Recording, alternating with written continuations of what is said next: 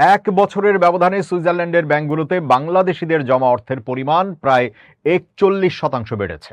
২০২৫ সালের হিসাব অনুসারে ওই দেশের ব্যাংকে বাংলাদেশিদের জমা অর্থের পরিমাণ বেড়ে দাঁড়িয়েছে ৮৩,৪১,০০,০০০ সুইস ফ্রাঁ। ২০২৪ সালে এর পরিমাণ ছিল প্রায় ৫৯ কোটি সুইস ফ্রাঁ। বৃহস্পতিবার প্রকাশিত সুইজারল্যান্ডের কেন্দ্রীয় ব্যাংক সুইস ন্যাশনাল ব্যাংকের বার্ষিক প্রতিবেদনে এই তথ্য উঠে এসেছে। প্রকাশিত প্রতিবেদন অনুযায়ী ২০২১ সালের পর গত বছরই বাংলাদেশিদের সর্বোচ্চ পরিমাণ অর্থ জমা হয়েছে সুইস ব্যাংকগুলোতে। গত ১০ বছরের মধ্যে দ্বিতীয় সর্বোচ্চ অর্থ জমা ছিল ২০২৫ সালে।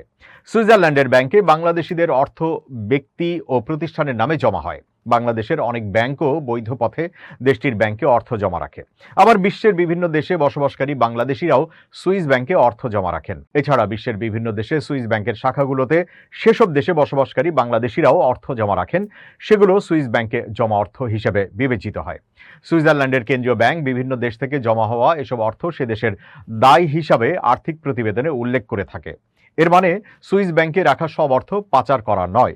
বাংলাদেশে সুইস ফ্রার খুব একটা প্রচলন নেই। বর্তমান বাজার দর অনুসারে এক সুইস ফ্রাতে ১৫২ থেকে ১৫৩ টাকা পাওয়া যায়।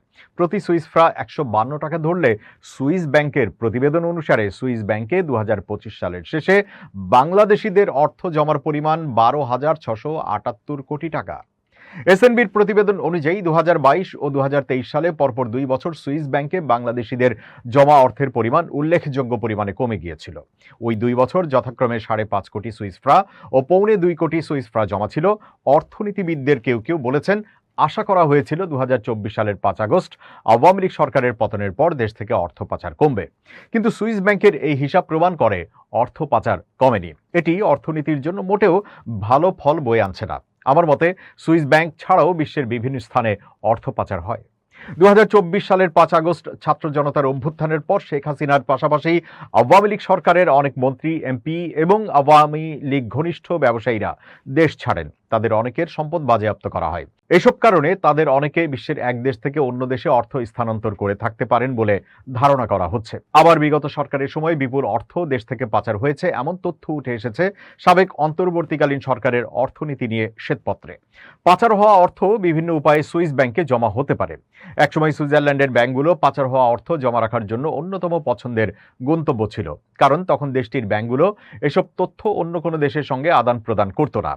অর্থ পাচার সংক্রান্ত আন্তর্জাতিক চুক্তির আওতায় ছিল না সুইজারল্যান্ডের ব্যাংকগুলো।